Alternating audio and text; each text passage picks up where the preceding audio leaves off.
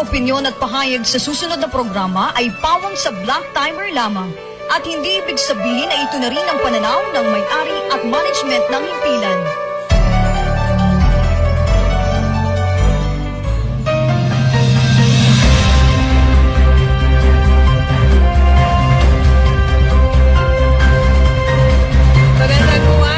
Lungsod ng Tayamas, lungsod ng Lucena, una hanggang ika-4 na distrito ng ating lalawigan ng Quezon, Luzon, Visayas at Mindanao, buong bansang Pilipinas. Nagpupugay po sa inyong lahat palatuntunang stand-up balikatan para sa Sulong Quezon ngayong araw na ito. Araw po ngayon ng Huwebes. Maganda ang ngiti ng marami sa atin. Araw ng sweldo sa mga sumasahod tuwing 15 sa mga ganitong buwan. Buwan po ng Oktubre taong 2020. Isa po ako sa inyong mga kabalitaan hanggang ikapito ng napakaganda nating umaga. Maliit na tinig mula sa bahagi po ng Bondok Peninsula. Nagmamalaki anak na magsasakang magniniyog, si Silin Tutor. Magandang umaga po ng Huwebes, 15 ng buwan ng Oktubre. At ilang days na ba bago magpasko Si King Formaran po, samahan niyo po kami sa programang stand-up balikatan para sa Sulong Quezon, of course with Congresswoman Dr. Helen Tan.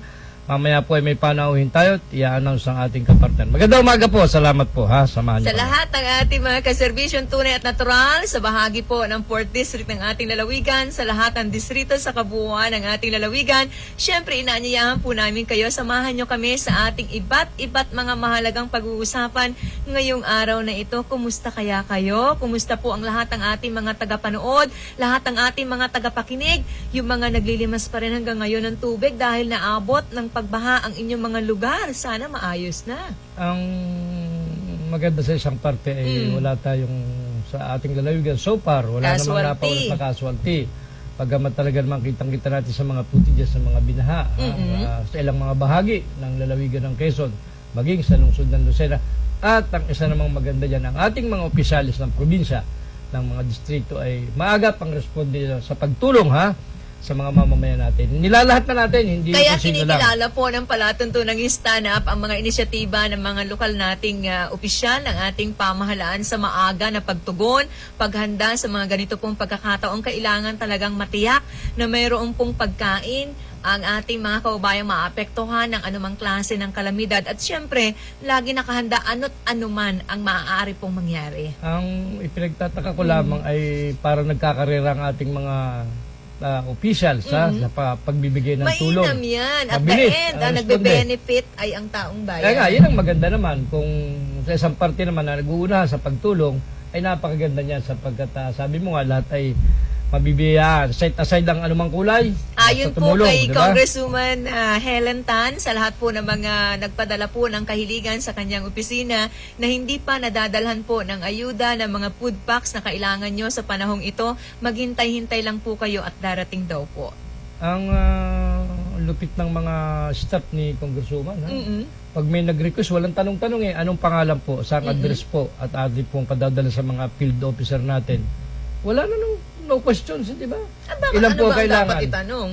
Hindi naman kasi sa iba ay normal naman talagang itatanong natin kanino po ipapadala, ano po ang address, ano po ang contact number. Hindi, I mean, ibig sabihin na hindi naman tatanungin kung bakit mo kakailanganin. Sa panahong ito, nasa gitna tayo ng pandemya, plus nagkaroon tayo ng ilang araw na pagbuhos ng pag-ulan, automatikong magre-resulta po yan sa pagbaha at apektado yung mga nakatira sa mga laylayan nating lugar. I mean, pag yung mga tao nagkwento sa akin na pag pumunta ka sa staff ni Doktora, ay nakangiti pa at parang ano pang kailangan niya, parang sobra-sobra pa yung binibigay. Hindi naman sa pagbubuhat ng bangko ng mga staff nila. One time na-obserbahan ko rin niya na nakangiti, smiling lagi yung mga Magandang staff. umaga sa magandang si Ma'am Kayla dyan sa bahagi po ng Pleasantville, sa lahat ng mga staff ni Congresswoman, sa gwapong-gwapong sabi mong dapogi na si Ian Abuel. Good morning. Yan si Kayla Arela ng Lopez Quezon Good morning. At saka si Ian the Playboy the Pogi si Ian. May Playboy? Hindi, mahilig yan maglaro nung yung Playboy yung sa computer. Talaga? Nakikita ko siya dati, naglalaro siya doon sa parang ganon-ganon. Of course, batiin ko ng magandang umaga ang gwapong-gwapo na si Bagets Nadres at ang kanyang anak, Konsehal Paula Nadres ng City of Tayabas. Congratulations mukhang nakapasok siya doon sa tinatawag na WNBL. Alam niyo, babae po ang inyong lingkod. Hindi naman ako mahilig at hindi nakakapaglaro ng basketball. Kaya hindi ko alam yan, no? Anyway, ay congratulations, pagbati po ng palatuntunan ito. At of course, siyempre, ang pinakamainit na balita ay ang Kongreso ay tuloy-tuloy lang naman sa operation nila. Sa ilang araw hanggang Biyernes tapusin Yung proposed budget. pagpapasa ng Oo, national kaya budget magdamagan natin. sila eh. Oo. Inaabot sila ng gabi. At maganda naman yan. Sa isang parte ay nagtatrabaho ang ating mga kongresista.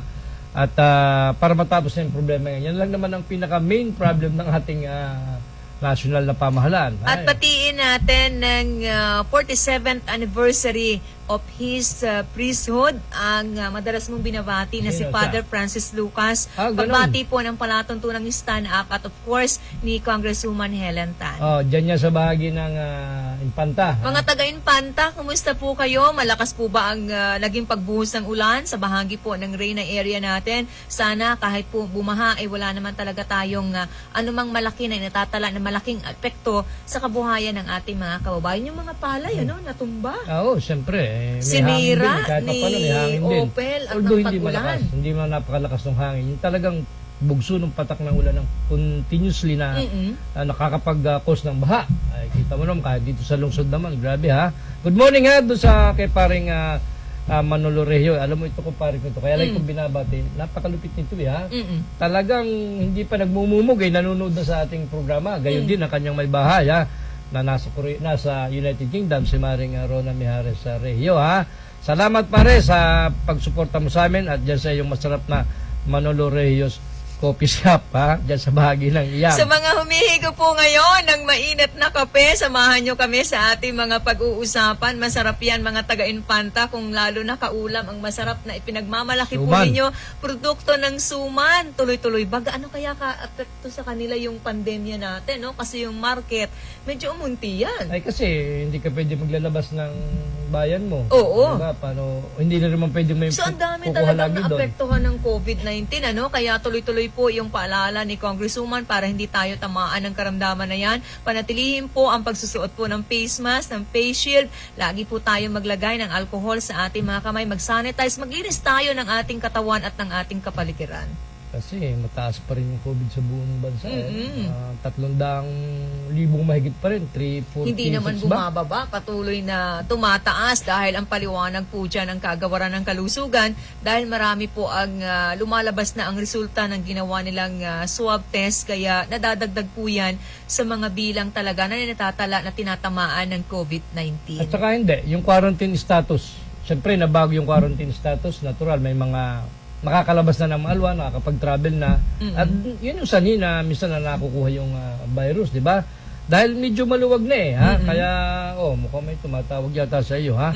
Baka sino ba ang ating panauhin mamaya, ha? So, Abangan po ninyo, maya-maya lang, mayroon po makakabalitaan ng ating palatuntunan. Sasamahan tayo ni Congresswoman Helen Tan, ang napabalik po na chairman uli sa kanya ng Committee ng Kalusugan sa bahagi po ng Kongreso. Inuubo ka. Hindi naman, kaunti lang. At hindi maiwasan sapagkat napasigarilyo ko ng matindi kagabi kasi alam mo naman, nag-uulan, napapasigarilyo ko ng matindi. Kaya minsan inuubo ko, ha? Pero normal yan, wala namang problema dyan, ha? Kaya samahan niyo po kami, ha? Mahaba-haba po ito at naway na kayo nakapag-almusal na, ha? Ano yung isinesinyas ng ating mga kaibigan? Opo. At may panawagan din maliban sa pagsusuot ng face mask at ng face shield kaugnay po ng COVID-19. Panoorin po ninyo ang video na ito ni Congresswoman Helen Tan kung saan may panawagan po siya sa lahat po ng ating mga magulangin. Hindi lang ito sa bahagi po ng lalawigan ng Quezon, kundi maging sa buong bansa sa kabuuan. Okay. Kung Maya-maya saan konti. ay pinapanawagan po ng mambabatas, kailangan po nating mapabakunahan ang ating mga anak ng kaugnay po sa proteksyon laban sa sakit na polio, sa sakit po na rubella, no? Marami po at kinakailangan niya, no, para sa ating mga magulangin, no less than 5 years old, kailangan po yan para hindi nga tamaan ng ganyang klase ng karamdaman ng ating mga kabataan. Kasi yung polio, ginagawa niya ng ating gobyerno, at least hindi na dumami pa yung nagkakaroon ng ganyang sakit sa Kung ngayon. hindi nga nagkaroon ng aberya noon, di ba? Di tuloy-tuloy sana yung stigma. Oo. Di ba? Doon sa vaccine noon. So bilang siya po ang chairman ng Committee on Health, ay kanya pong ipinapanawagan yan, at katuwang po ang Department of Health, dalhin po sa pinakamalapit na Rural Health Center ang inyong mga anak. Kaugnay po ng kampanya ng ating bansa na Chikiting Ligtas, Healthy Pilipinas. Belated happy birthday ha kay Mayor Marcin Gayeta. Bilib ako talaga rito sa Pagaling po kayo, kasi okay, bilang na rin talaga po si ang kanyang may Marcin. bahay, si Mayora Marivic, na parehas pong tinamaan ng COVID, pero para po sa kanyang mga nag-aalala na kaibigan at kapamilya, ay ligtas na po sila at patuloy na nagpapagaling. Good news po yan sa marami nating kababayan sa Riyahin. Ibig sabihin, in any time, pwede na po ninyo muling makasama ang opisyal, at in any time, pwede nyong makaugnayan para sa higit na kaunlaran po sa kabuuan ng Gilas Sariaya. Ano siya di ba 44 na siya, kabe-birthday lang, at eksaktong 14 days ng quarantine nila, di ba? So asymptomatic naman sila mag-asawa, masasaya pa nga, although sila lang talagang dalawa doon sa bahay, hindi naman nakakapag-alala sapagkat nakakapag-video pa nga. Ang masama ko, ikaw ay COVID positive, ay nakahiga ka at may ventilator ka, may oxygen ka, kung ano-ano, yun ang medyo nakakatakot. Pero nagiging karaniwan na yan pag may COVID, kita mo, nakapost pa. Kahit ang mga artista, kahit politiko, nakapost pa. Hindi big deal di ba? Hindi nakakatakot ha? Kaya... Siyempre, kapag kasi nilagay mo yan sa social media, hindi na isa-isa mo pang kinakailangang sagutin. Tama. Yung kanilang mga queries, yung kanila pong mga pag-aalala, pagtatanong. So, lahat po yan ay para sa kanyang mga nagmamahal na kaibigan. So, kailangan ay... makita yung actual na kung sila po ay malakas, ano yung kondisyon, Kasi kung may kailangan makitang video, malakas higit na pruweba yan. Kasi pagka mayor ang nagka-COVID, nag-aalala ang tao ba? Dahil paano makapag-servisyo kung tinamaan ka. Pero sa case ni Mayor Gayeta, okay naman sila. Kahit sila ay nasa bahay, ay tuloy ang galaw ng mga opisyales at mga staff ng Mayor's Office ng Sariaya. Kaya hindi mapaparalyze ang serbisyo ng gobyerno para dyan sa bahagi ng Sariaya, kahit nag-positive yung mag-asawa. Pero pagaling na sila dahil 14 days na, 15 days na nga ngayon, di ba? Kaya okay lang yan, ha? Kumbaga, tinamaan lang ng uso. Itong ating kaibigan si Mayor Marcin Gayeta at ang kanyang magandang may bahay, ha? Good morning, ha? Madam, nalimutan ko yung first name ni Mayora. Ha? At kay Kunsehal, good morning dyan sa Sariaya, ha? Kay Vince Alcala at sa lolo mo, ha? Kay Kulit Alcala.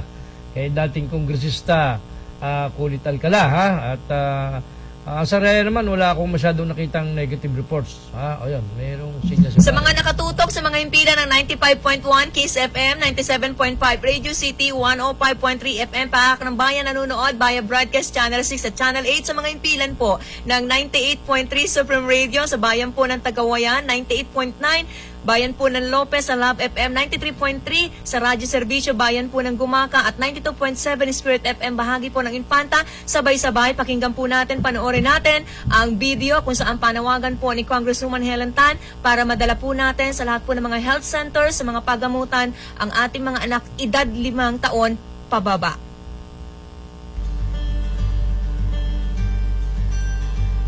Sa gitna ng COVID-19 pandemic, tumataas na naman ang kaso ng tikdas at rubella at kasalukuyang polio outbreak sa bansa. Kapag hindi naagapan ang pagkalat ng mga sakit na ito, maaari itong magdulot ng kapansanan at pagkamatay sa maraming tao. Tanging bakuna lamang ang ating panlaban sa mga nakakahawang sakit na ito. Kaya makibahagi sa malawakang pagbabakuna simula October 26 hanggang November 25 para sa mga batang wala pang 5 taong gulang. Siguraduhin si Chikiting ay ligtas, pabakunahan na ang inyong mga anak para sa isang healthy Pilipinas.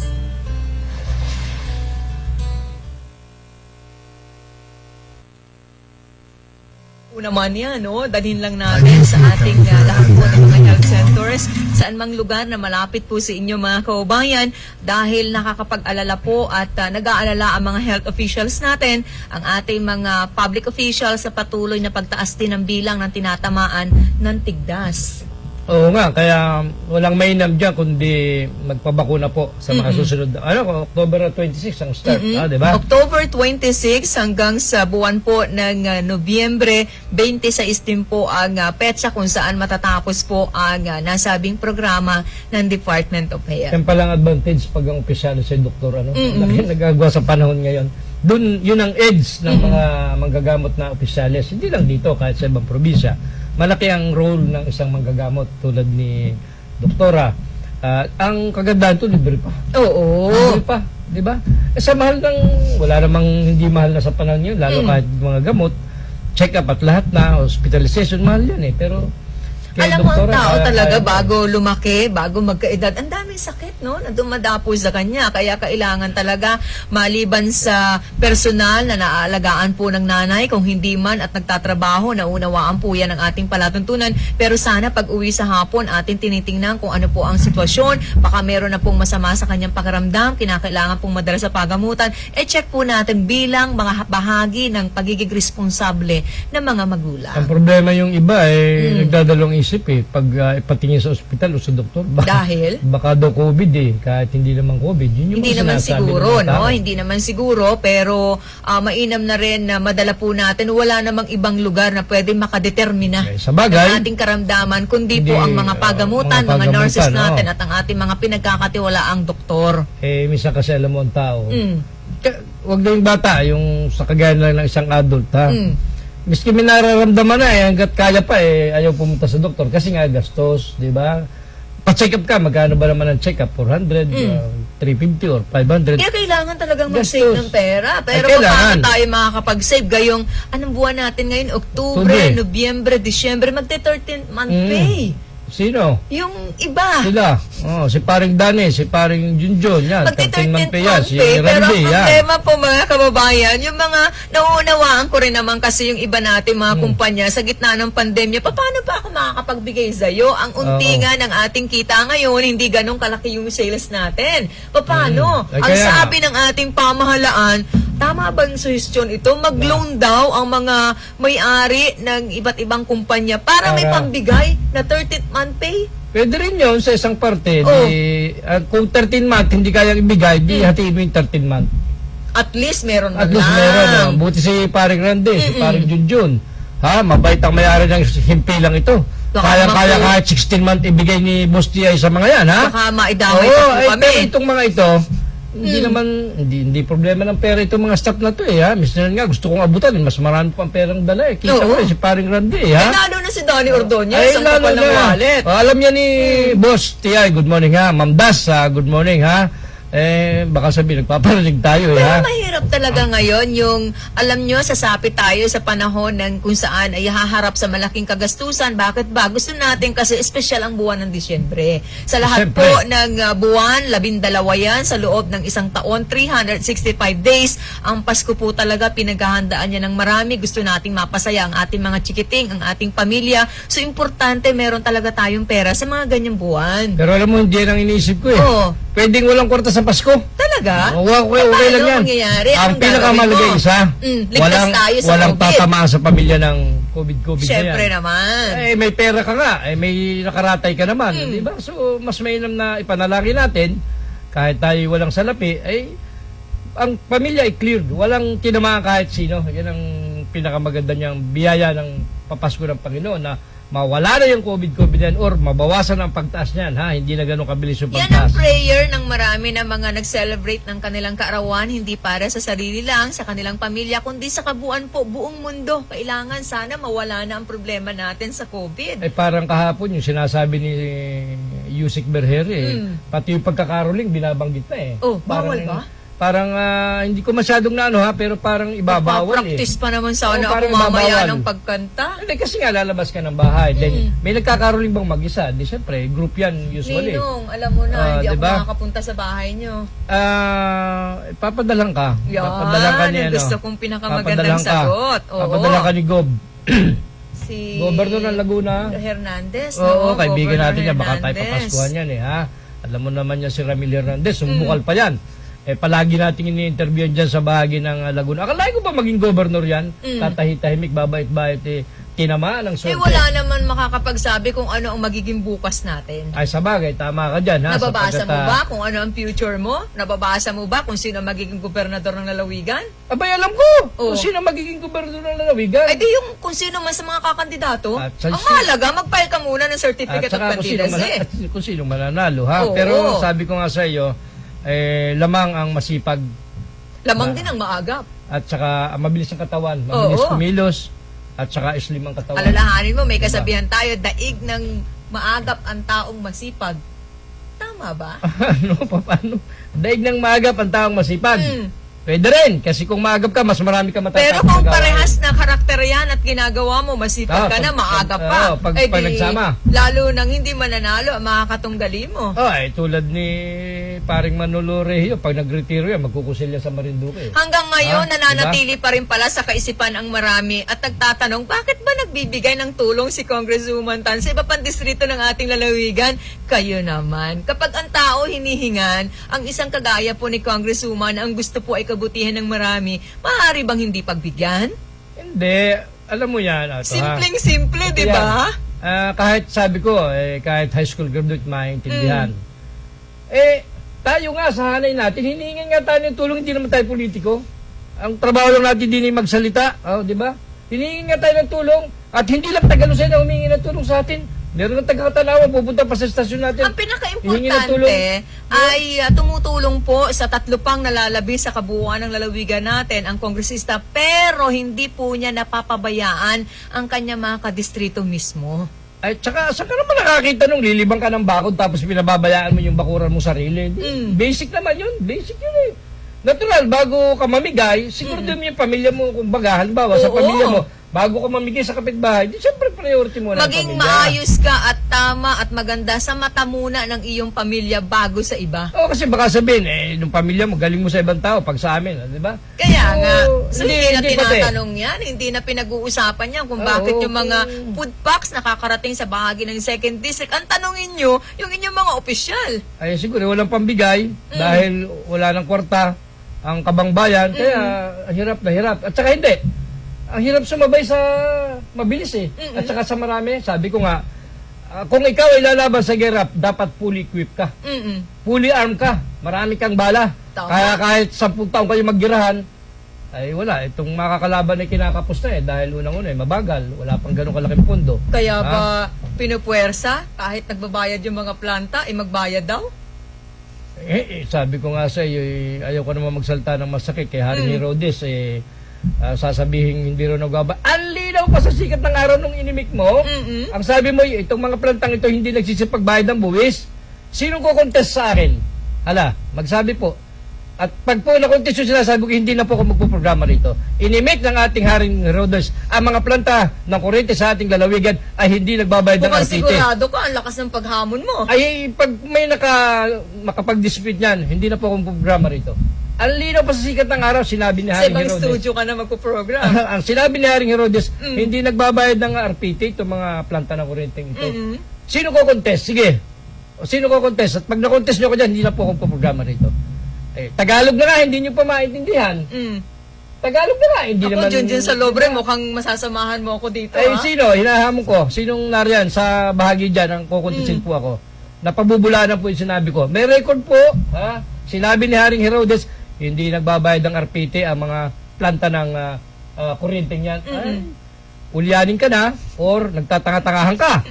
Alam na alam mo nagbabayad. Katunayan Sus ko, katunayan Pagpiling ko na magandang umaga si Consiel Dano Riarte dyan sa bahagi po ng Lopez, Quezon. Kumusta yung mga taga Lopez, mga taga Kawayan, Quezon, sa lahat po ng mga binahan nating lugar. At sa inyong lahat, maya-maya lang po, makakabalitaan natin ang tabayanan nyo, si Congresswoman Helen Tan, kung saan ay napabalik po sa kanya ang pagiging chairman ng Committee on Health sa bahagi po ng Kongreso, matapos naman po na maluklok ng kanyang mga kasama bilang Speaker of the House, si Representative Lord Alan Juan Velasco, ang kinatawan po mula po sa bahagi ng Marinduque, Ngani, Baya. Yung sinasabi ko naman talaga sa iyo, hindi naman ako tagapagsalita ng mga garden na plantang yan. Ang sinasabi ko, itong mga taga-planta, yung top executive na yan, mga duwag. Pero natin sila. Ang dami nilang naitulong sa panahon po ng pandemya. Ay, Ang mga binigay nila, pinagkaloob na suporta sa lokal nating pamahalaan. Nakita po naman natin na nakatulong po sa pangangailangan, sa distribusyon ng mga kailangan ng marami ngayon. Ay, ang problema, masakit naman ito sa mga plantang yan, mga duwag, ayaw magsipagsalita, ayaw magsipag-comment, ha? Takot ang mga opisyalis ng mga plantang yan, ayaw magsipagsalita sa media. Ina-interview natin, ayaw, no comment. Natatakot kay Haring Herodes.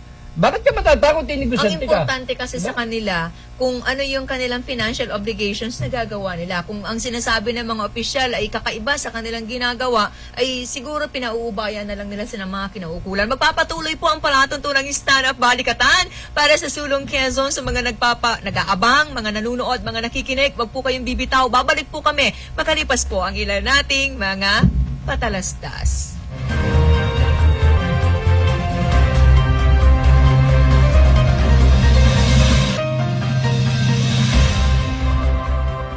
Domingo Veterinary Clinic and Grooming Center, Pearl Street, West Employees Village, Lucena City. Cellphone numbers 0917-705-6700 and 0998-571-4710. Dr. Ernesto Domingo, our friendly veterinarian.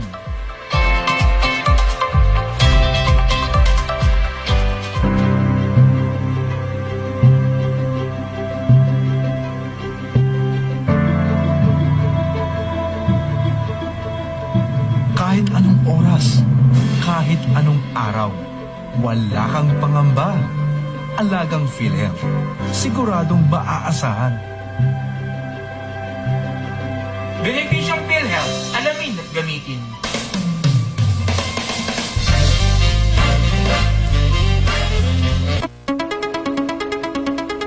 Isuzu Pagbilao Care, your reliable Isuzu cars and trucks dealer here in Quezon, now offers best value parts, top quality repair and maintenance services, with freebies and discounts with free meals while you wait.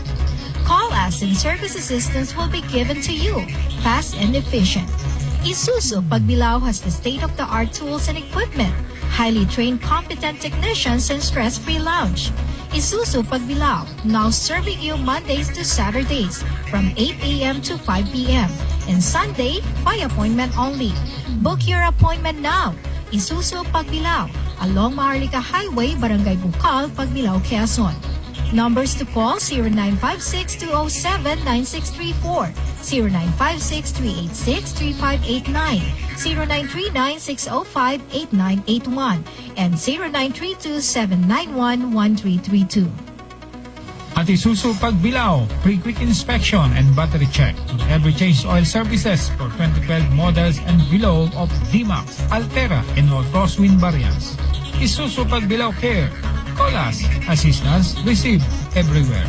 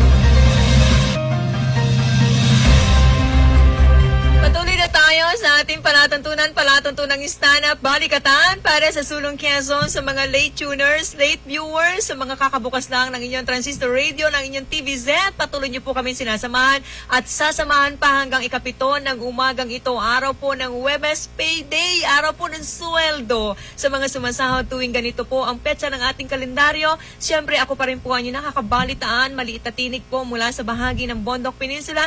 Nagmamalaki anak po na magsasakang magniniyog, si Silin Tutur. Si King Pormaran po, makakasama nyo pa kami sa loob po ng kalating oras pa. At maya po yung tabayanan nyo, may panauhin po tayo, ha? Medyo nagkakaroon yata ng kaunting problema, ha? Makikinig nyo po, ha? At muli magandang maga kay paring Manolo Reo at nanonood sila, ha? Diyan sa BJMP, ha? Kay Major Langkawon, yung kanyang warden, ha? Good morning sa inyo dyan. Saka kay Romel Aurin, ha? Kay Jail Senior Inspector Romel Aurin, nakakapanood din sila. At saka kay Kawa-Kawa Resort, ha? Kay Alain Bastillas. At ganoon din sa may bahay niya, itong major ng BJMP, si Arvin Abastillas, yung provincial administrator ng Bureau of Jail and Management. Congratulations, ha? Napapanatili niyong walang COVID dyan. Ha? Tulad din dyan sa tanggapan o sa jail, yung lock-up jail ng Lucena PNP, wala dyan may COVID, ha? Kay Happy Bong Albacea, ha? Kay Eve, tsaka kay Ate Rose, ha? Kay Odette Hutalya, ha? Of course, ha? Dyan sa opisina ng Provincial Command, kay Odi Madrideo, kay Colonel Odi Madrideo, at syempre, yung kanyang masipag na sekretarya, si Ate Agnes Ilardo, ha? Good morning sa inyo dyan. Tama-tama, malamig ang panahon natin ngayon, kaya magpainit tayo sa Kawa Hatbat, sa 3A Nature Farm Serenity Kawa Hatbat. Matatagpuan po sa Guyabano Road, Barangay Hibaga, City of Tayabas. Siyempre, sarap ng milk tea dyan sa Little Madi. Tea House, ha? Na nadyan sa Ibabang Dupay, malapit sa Sepi, ha? Oo. Diyan po kayo pumunta sa mga ganitong panahon at masarap mag-stay dyan. Tama. So, yan ang pinakamasarap lang takang. Kung ayaw nyo naman ng kape, di pwede na yan tea ng Little Muddy Tea House na sa bahagi po ng Ibabandupay. Ito po yan sa lungsod ng Lucena. Minsan ay nakitin natin doon si bossing. Sino? Sinong bossing mo? Yung mga bossing ko dati, mga dati kong kaibigan, nakitin natin dyan para maganda kasi yung ambience ng lugar. Kahit along the highway. Sinong mag-aaya? Aba, edi si Kulit Alcala. Ang tanong kasi doon, sino mag-aaya? Dati kong kaibigan, ha? Hindi, kaibigan ko pa rin naman yun. Pag natapos ko yung aking mga lalabhin, pwede akong sumama sa inyo. Oo, ha? Kaya, good morning nga pala, ha? Kay Engineer Sally Plaza, ang kariritirong 4th District engineer dati. Pero marami po talaga ang natutuwa, ha? Dahil bagamat naunang sinabi ni Congresswoman Tan na with or without committee chairmanship ng Committee on Health ay tutulong po siya sa abot ng kanya makakaya sa ating mga kababayan, kapwa Pilipino. Pero marami po talaga ang natutuwa dahil muli na napasa kamay niya ang nasabing komitiba kung saan ay naniniwala po ang mayorya na ang kanya pong pagiging chairman ng nasabing komite ay higit na makakatulong para matugunan at makagawa po ng kaukulang hakbang ang ating pamahalaan sa mga kinakaharap po na problema ng ating pamahalaan, lalo na sa usapin po ng kalusugan ng bawat mamamayang Pilipino. Tama yun. Oo, at ngayong araw na ito, ha, wag niyong kakaligtaan, meron po tayong patuloy ang Farmer Zone sa bahagi po ng Mall Atrium ng Pacific Mall Lucena sa mga gusto pong bumili ng abot kaya na halaga ng mga gulay at iba pa mga pangangailangan natin. Kayo po ay mag-visit lang sa bahagi po ng Pacific Mall Lucena. Meron na ba silang ganon? Nasa kaya yung general manager? In collaboration yan with the Department of Trade and Industry at ng ating pong Office of the Provincial Agriculture, sa lahat po ng ating mga barangay officials, sa lahat syempre ng ating mga farmers, kung saan ay yan po yung aim ng programa, matulungan po ang ating mga magsasaka na kumita sa panahong itong alam kong marami po ang namumroblema sa kawalan po ng sapat na halaga para matugunan ang mga pangangailangan natin. Iba't napakarami nating mga bayarin. Good morning, ha, kay Colonel Taduran. Kausap ko kahapon yung ating Assistant Chief of Staff for Civil Military Operation, U7, dyan sa bahagi ng Southern Luzon Command. And of course, kay Lieutenant General Jun Parlade, ha, Kay Ate Flor Makale, ha, magandang umaga sa inyo dyan. At saka doon sa bagong spokesman, hindi ko pa personal na kilala, ha. Yes, ma'am. So, maya-maya po na konti ay makakapanayam natin si Dr. Helen Tan, kaugnay sa kanilang mga gawain pa rin dyan sa bahagi ng lower house dyan sa Kamara, sapagkat tuloy-tuloy po ang kanilang pag-aasikaso sa pagpapasa nitong proposed 2021 4.5 trillion na budget po, ha, dyan sa bahagi ng Kamara. Kinakalang may pasaya sapagkat nakakibat po dyan ang pondo para sa next year, para pagbabudget para sa COVID-related services, ha? Yung mga bakuna, PPEs niya, kung ano-ano, gamot na yan. Yan po ay kaakibat ng 2021 budget para sa buong bansa. Kaya mahalaga na maipasayan at yan naman yung kahilingan ng ating Pangulong Rodrigo Roa Duterte sa mga miyembro po ng ating Kamara dahil kailangan po lalo't higit ay kumakaharap nga tayo sa malaking problema mga kababayan para may panggasta tayo, no, sa mga pangangailangan natin, pambili po ng mga gamot at mga PPEs, pondo para sa iba pang mga programa ng nasyonal nating pamahalaan na ibibigay naman natin, ibababa sa pamamagitan po ng mga programa at proyekto. Patuloy po natin kinokontak sa umagang ito ang opisina ni Congresswoman Tan para atin po makabalitaan mga kababayan. Sa umagang ito may kaugnayan po sa mga reaksyon ng marami, kagaya ng binabanggit ko na tutuwa at gayon din yung mga nagpapasalamat dahil siya po nga ay napabalik, muling mapapamahalaan niya ang komitiba ng kalusugan sa bahagi po ng Kongreso. Oo, ha. At siya nga po pala, antabayan natin yung magiging resulta ng pagpapasa ng budget na yan, ha. Ganon din po sa Friday kung magkakaroon ng session ng ating Sangguniang Panlalawigan, ha. Antabayan natin yan kasi Friday yung regular session ng Sangguniang Panlalawigan. Yes, na as of today ay wala pang nagiging kaganapan dyan, ha. At ito na po, nasa linya po ng ating komunikasyon si Congresswoman Helen Tan, mga kababayan, ating po makakabalitaan sa ilang saglit lang. Tutok po kayo sa lahat po ng ating mga kalalawigan. Magandang umaga, maulang umaga, makulimlim na umaga, Congresswoman Helen Tan. Hi, good morning, Celine and King. Yes, Opo, ma'am. Good morning, at marami na po ang nag-aantabay sa inyo, Congresswoman, sa umagang ito. How's your feeling, ma'am, na kayo po ay napabalik bilang chairman ng Committee on Health sa bahagi po ng mababang kapulungan ng Kongreso? Happy naman. Okay naman ako. Masaya ako dahil hindi ko naman in-expect na ganun kabilis na ma-reinstate ako. Opo. At I think aware kayo doon sa naging reaksyon at suporta ng mga naniniwala po sa inyong kakayanan, Congresswoman, na marami po ang nalungkot sa umpisa nang mawala sa inyo pero ngayon ay nagdiriwang po ang marami dahil muling mapapamahalaan nyo ang nasabi pong komite. Yeah, oo. Actually, una nung tinanggal ako, grabe, overwhelming yung mga sympathizers, yung mga supporters na nalungkot, nag-express nung kanilang sadness doon sa pagkatanggal sa akin.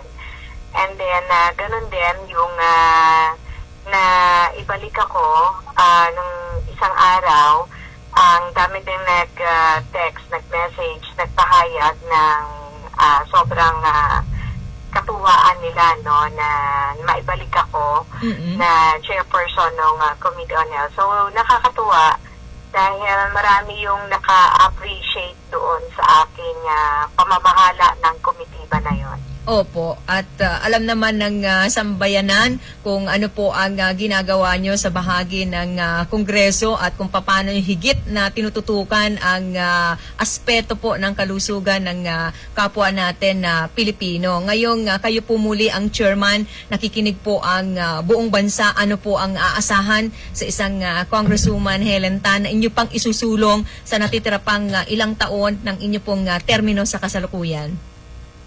Actually, as I mentioned before, no, madami tayong pending bills in the committee na tumutugon doon sa problema natin sa COVID-19. But sa ngayon, sa kasalukuyan, nakafocus muna kami on the passage of the budget.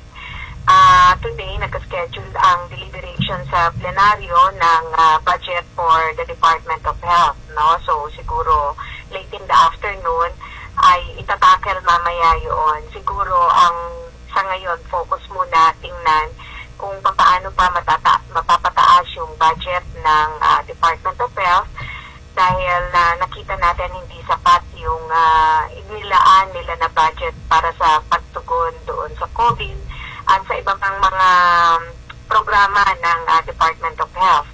Pagdating naman doon sa Committee on Health, kami during the break ay magre-resume ng technical working group meetings on the pending bills katulad ng creation of Medical Reserve Corps. Ito yung paghahanda natin doon sa karagdagan na mga manggagawa no, sa panahon ng outbreak or pandemya para sa kalusugan. Meron din tayong pending bill on the creation of Center for Disease Control and Prevention and yung Virology Institute of the Philippines. And several local bills katulad ng establishment of new hospitals in different parts of the country. Meron din tayo na mga upgrading of the health facilities and increasing bed capacity.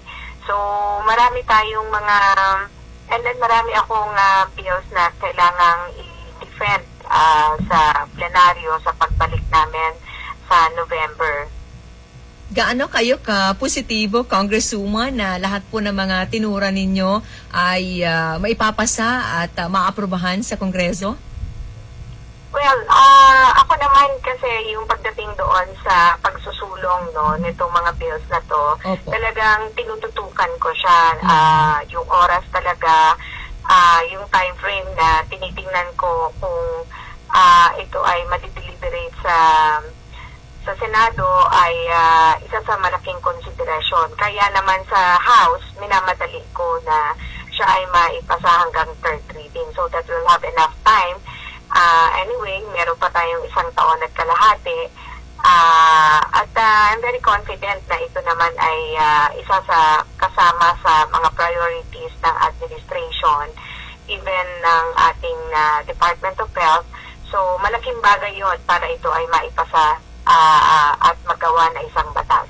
Maaari po bang malaman at kung magkano ang karagdagan, nadagdag o kabuuang halaga po ng budget ng kagawaran ng kalusugan for the next year, 2021?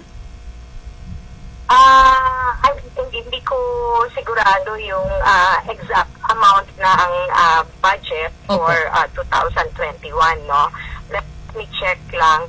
But definitely, I think nag-increase yung budget natin doon sa compared noong last year.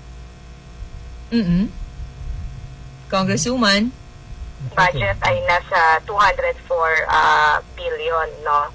But hindi pa rin siya enough, especially doon sa implementation natin ng COVID-19, ng UHC at saka response natin doon sa COVID-19.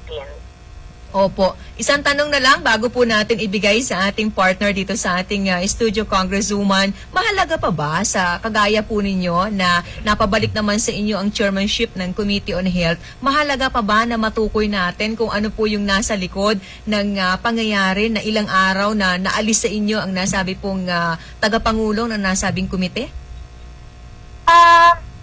Well, sa akin din no, basta alam ko, napatunayan ko, especially in etong from Monday until today, the stories behind, may mga nagkukwento, paano, and then may nagsabi na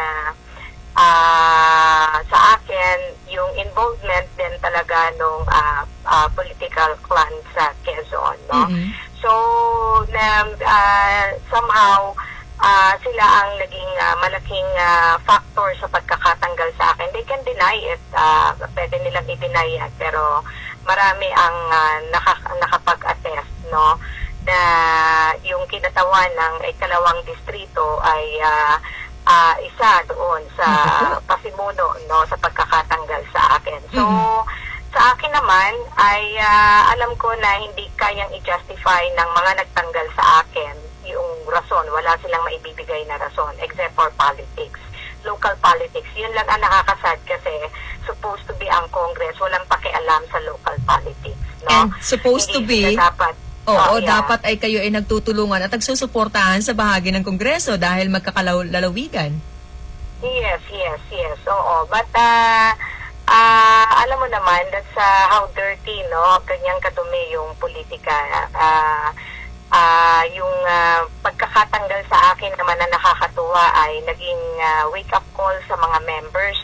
Nakakatuwa yung mga sinasabi nila. Nung narinig daw nila na ako ang tinanggal, ang parang nagising sila na parang mali ito. Yun, parang somehow naging instrument din ako to some members na tumayo at pumosisyon. So, natuwa din ako that somehow, mali yung pagkatanggal sa akin, pero nakatulong for other members to decide. So, yun yung nakakatuwa nung nakita-kita kami nung Monday, yung mga hindi ko kapartido, yung mga hindi ko naman ganoon kadalas nakakausap, yung lumalapit sa akin at sinasabi na nung narinig yung pagtanggal sa akin, nung sinabi nila, si Chair Helen ang tinanggal, parang mali na ito, mali na. So, yun yung isang somehow naging positibo naman, no? Yung naging epekto doon sa pagtanggal sa akin. Naging dahilan siya para ang bawat isa doon sa mayorya ay tumayo at manindigan na may mali doon sa pamamalakad. Opo, isa lang ang malinaw dyan, Congresswoman, sa mga nangyari na yan, ang taong gumagawa ng mabuti, kailanman ay hindi mo mapapasama sa mata ng kapwa. Yeah. Yung ako naman palaging ganun confident ako doon na somehow kung alam mo na wala kang inaapakang ibang tao, hindi ka gumagawa ng mali, at ginagawan ka ng masama, ay hindi pwedeng manaig kailanman yung masamang iniisip ng iba para sa'yo. Correct. May katanungan po ang kasama nating si King Formaran sa umagang ito, Congresswoman Tan. Good morning, ma'am. Good morning po. Yeah, good morning, King. At ako'y palagi kong dalangin ay manatiling malakas ang iyo pong kalusugan sapagkat para makapagserbisyo pa. Ang tanong ko po ay, habang binabalangkas niyo po itong hanggang Friday pa, itong budget natin para sa 2021, totoo po ba na may na-discover ang karamihan ng mga kongresista na mga insertion or mga riders na hindi nararapat? At ito po ba ay tuluyang maalis itong mga insertion na ito na sa tingin ay ito yung hindi nararapat? Ito po ba yung nakita ng ating bagong speaker, ma'am? Actually, ongoing, I think, ang review nila sa appropriation, yung naka-list doon sa General Appropriation Bill. So, I'm not aware of kung meron na silang nakita o ilan na yung nakita nila. But what I'm sure of is that chine-check nila kung merong pagsasamantala doon sa budget, no? Merong hindi pagkakapantay-pantay, no? Na pagbibigay sa bawat legislative district at sa mga ahensya ng gobyerno, ongoing. I think since Monday ay kanilang pinag-aaralan yung nakasaad doon sa General Appropriations Bill. Ay, salamat ma'am. Very well said dyan, ma'am. May kasunod ma'am akong tanong at alam ko na kahit ikaw po ay patuloy na nagtatrabaho dyan sa Kongreso ay tuloy-tuloy po yung pamimigay nyo ng ayuda sa iba't ibang distrito. Katunayan ay kinaingitan pa po kayo ng ilang mga opisyalis natin dito dahil sobra daw pong dami ng natutulungan ninyo. Lumalampas daw po kayo sa boundary. Would you like to comment, ma'am? May boundary ba sa pagtulong? Especially ngayon, wala namang boundary yung pagtulong na sabi ko na yan noon. Pero especially ngayon na may bagyo at maraming nasa evacuation centers at binaha, no? So, hindi mo maitigil pag alam mo yung ganon, hindi mo naman kayang tiisin yung mga kababayan natin, alam natin, especially ngayon na may pandemic na walang source of income.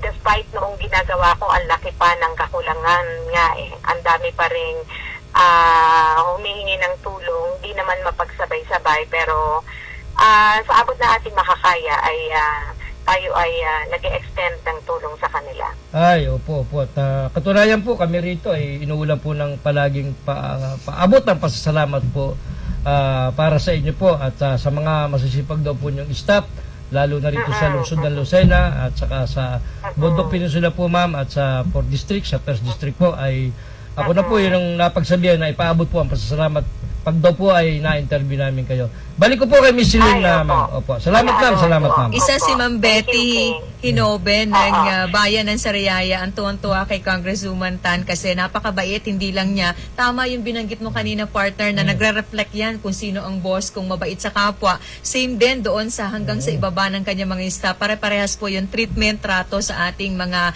bawat kababayan nagtutungo po sa inyong tanggapan. Any message, ma'am, sa lahat po ng ating mga taga-subaybay sa maikli pong oras? Kayo po ay amin nakabalitaan. Keep in touch po at palagi nyo kaming bigyan ng impormasyon sa programang Stand Up Balikatan para sa Sulong Quezon ng anumang update at mga magiging kaganapan po sa bahagi po ng Kongreso. Mensahe po sa panahon ng marami po ang binabahan nating kababayan. Nasa gitna pa rin tayo ng pandemya, Congresswoman Helen Tan.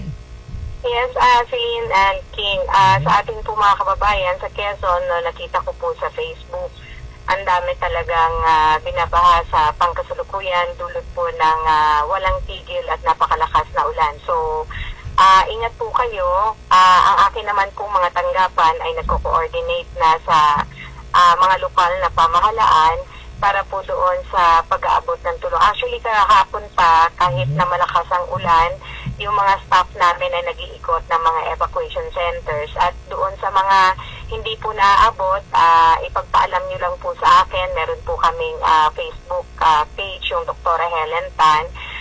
Sumasagot po at binabasa po ng ating mga staff yung mga mensahe doon. Minsan ako po ang nagbabasa ng mensahe doon. So, pwede pong ipaabot lang, no? Kung hindi po kayo naaabot nung aming tulong. Maraming salamat po at ingat po kayo. Maraming salamat po muli. Magandang umaga, Congresswoman Salamat po. Tan. Salamat. Morning. Salamat. Napakinggan nyo mga kababayan ang mababatas po ng ika-4 na distrito ng ating lalawigan, kumakatawan po sa 4th District sa bahagi po ng Kamara, bahagi po ng Kongreso, kaugnay po ng kanyang mga programa at tututukan dahil muling napasa kamay po niya ang pagiging chairman ng Committee on Health sa Kongreso. Tama yung binanggit niya, iba-iba at iisa lang, mayorya natutuwa kasi siya na uli yung chairman. Salamat paring Danny Ordonez, ha. Talaga ko'y matutuwa sa iyo si Congresswoman at saka kay paring Junjun at kay paring Randy. Dahil? Sapagkat ang ganda ng pictures na inilagay nyo ni Tsaka para kay napakalinaw Congresswoman, ng ha. audio Oo. na Natutuwa narinig dito po. lalo na kay Danny Ordonez, ha. May Ng ito, ating- masipag ito. Oo, ng ating mga listeners, ng ating mga viewers, yung kanyang binanggit, yung kung paano binabalangkas nila ang pondo sa ating pong Kongreso sa ngayon, yung taunang budget para sa susunod na taon, 2021. May pasan na yan, di ba? Oo. At sabi ko nga sa iyo, likewise, sa probinsya natin ay ganyan din. Dapat ay matapos na yung problema sa Sangguniang. Sana ay maayos na yan, magkaroon na ng proper na session at makapagbalangkas na ng budget para sa next year, sa 2021. Ha? Sana. Ang hindi natin alam at hindi natin mahulaan ay kung ano mangyayari sapagkat tahimik eh. Ha? Wala tayong makuhang information both sides kung ano ang magiging kaganapan by this coming Friday, ha? Kung magkakasesyon ba. Sa tingin mo, partner? Di ko matingnan eh. Ay, yun lang, ha? Batiin ulit natin si Father Francis Lucas who is celebrating his 47th anniversary of his priesthood.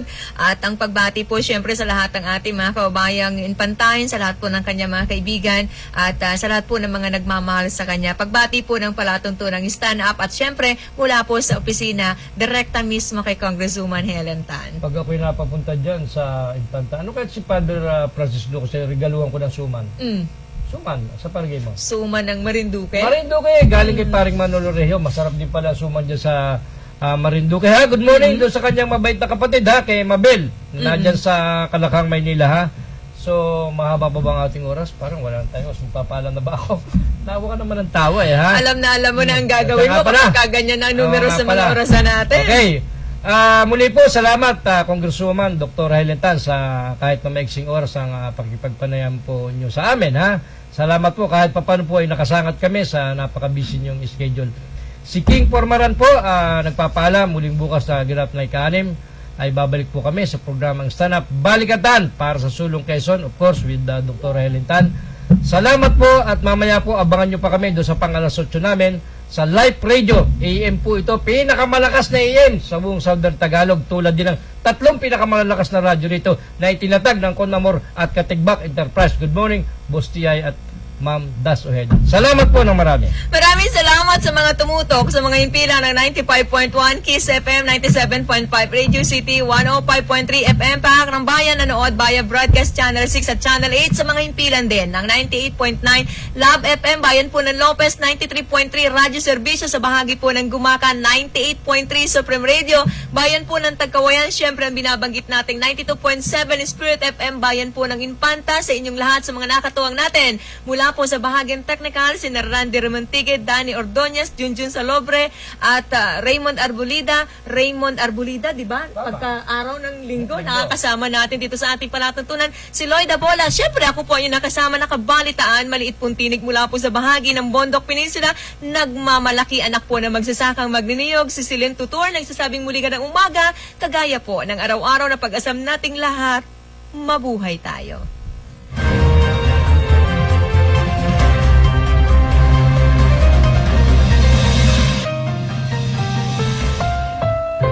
Proceeding was a paid broadcast.